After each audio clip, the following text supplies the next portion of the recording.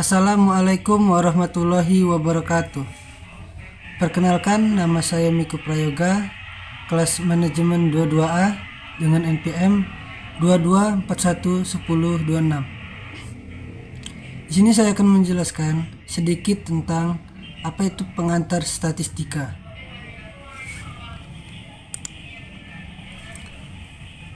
Pengertian dan peran statistika. A. Definisi statistika. Menurut Steele dan Torrey, statistika merupakan subjek yang sedang tumbuh cepat, sehingga banyak hasil penemuan dalam bidang statistika yang belum ada dalam buku-buku teks.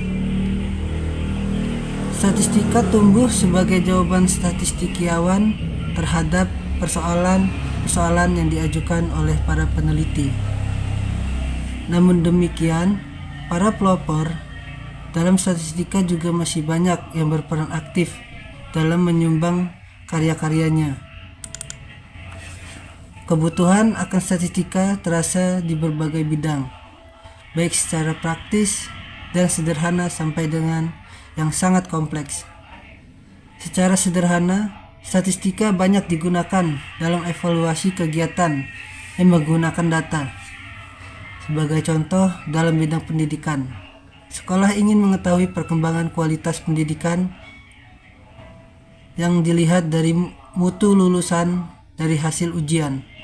Statistika membantu para pegiat lingkungan mengkaji tentang dampak lingkungan, membantu pemerintah dalam menentukan suatu kebijakan, dan lain sebagainya.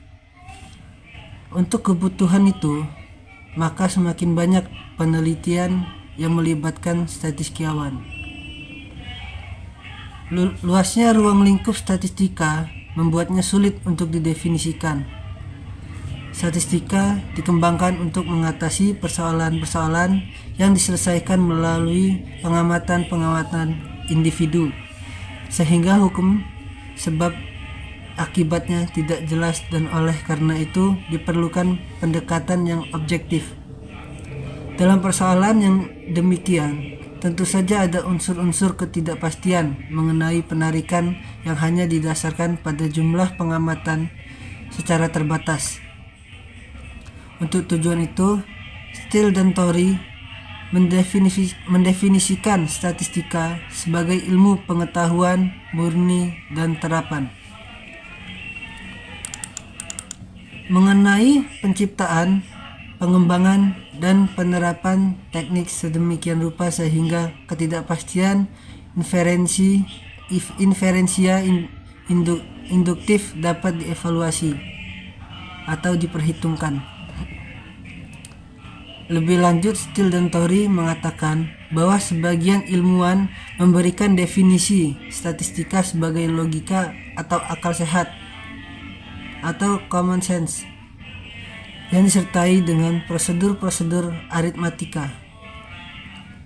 Logika memberikan metode yang selanjutnya dipakai untuk mengumpulkan dan menentukan data yang diperlukan.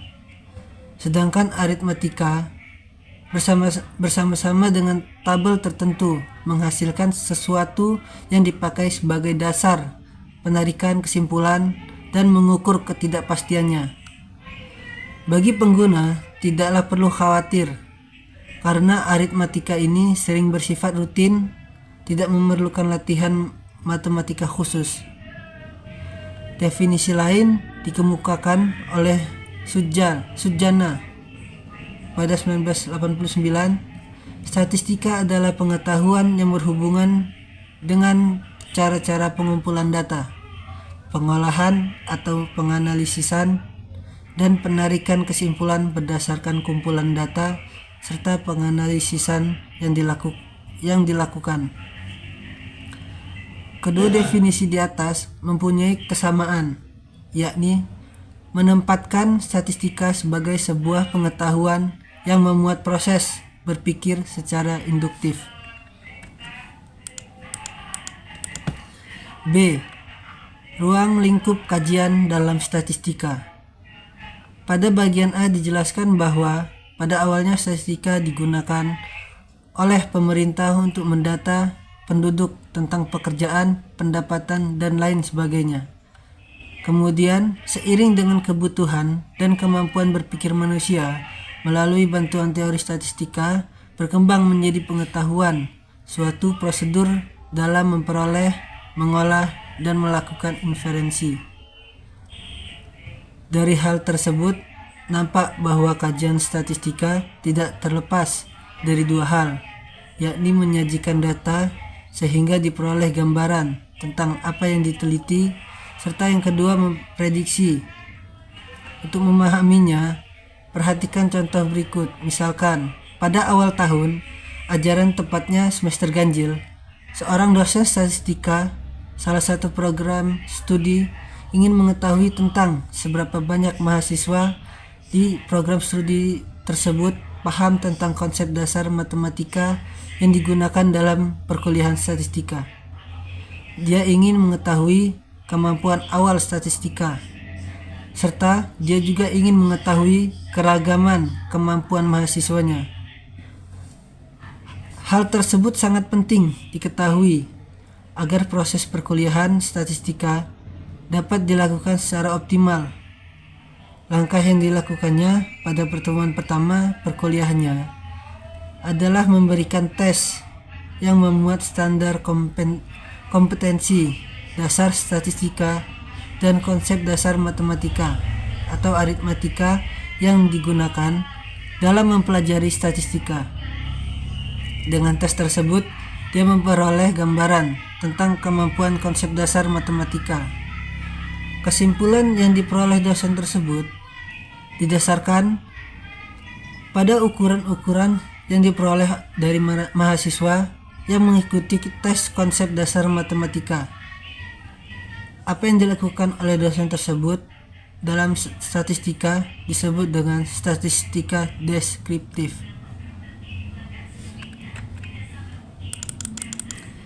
Statistika inferensial mencakup semua metode yang berkaitan dengan analisis sebagian data atau sampel, atau yang sering disebut dengan sampel untuk digunakan sebagai peramalan atau penarikan kesimpulan mengenai keseluruhan data induknya atau populasi.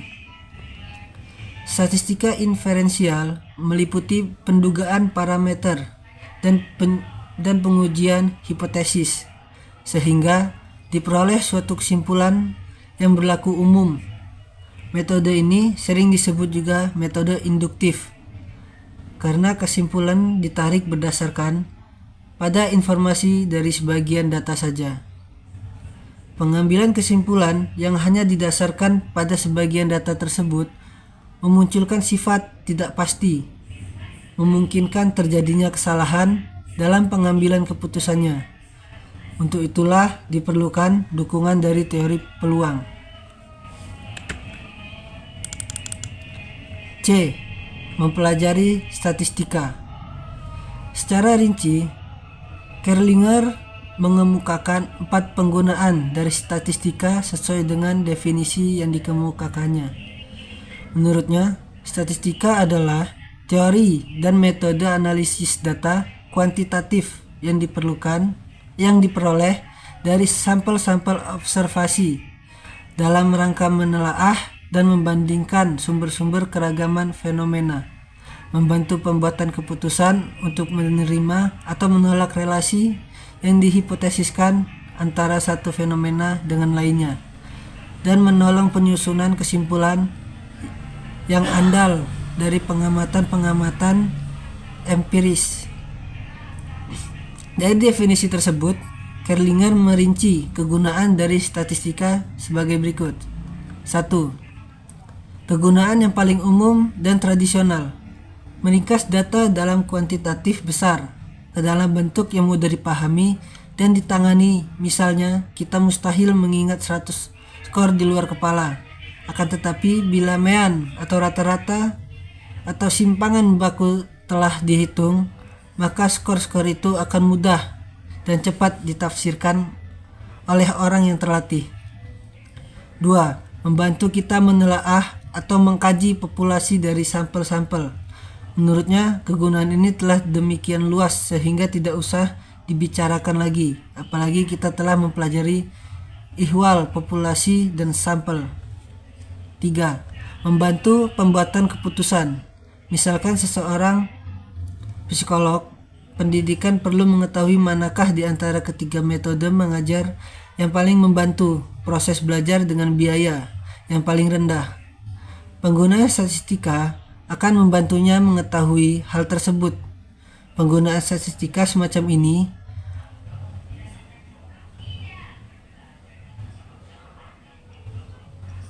boleh dikatakan baru dalam perbandingannya dengan penggunaan dan kegunaan lainnya. 4. Membantu pembuatan inferensi yang andal berdasarkan data observasi. Ini erat berkaitan dengan kegunaannya untuk membantu membuat keputusan di antara sejumlah hipotesis.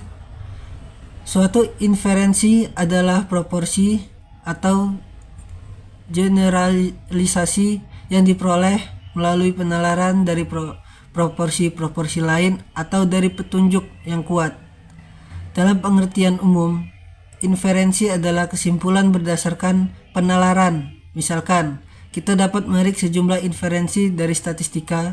Kita menyimpulkan bahwa metode A dan metode B sungguh-sungguh berbeda dalam meningkatkan hasil belajar. Hampir sama dengan Kerlinger, Sugiono pada 2008 juga memberikan gambaran tentang peranan statistika dalam penelitian, yakni sebagai berikut. 1. Alat untuk menghitung besarnya anggota sampel yang diambil dari suatu populasi. Dengan demikian, jumlah sampel yang diperlukan dapat dipertanggungjawabkan. 2. Alat untuk menguji validitas atau reliabilitas instrumen. Sebelum instrumen digunakan untuk penelitian, maka harus diuji validitas dan reliabilitasnya terlebih dahulu. 3. Teknik-teknik untuk menyajikan data, sehingga data lebih komunikatif. Teknik-teknik penyajian data ini antara lain tabel, gambar atau diagram, dan grafik. 4. Alat untuk analisis data seperti menguji hipotesis penelitian yang diajukan. Dalam hal ini uji statistika yang digunakan sangatlah banyak dan peneliti perlu memilih uji mana yang paling tepat. Mungkin itu saja yang bisa saya jelaskan tentang pengantar statistika. Semoga bermanfaat, kurang lebihnya saya mohon maaf.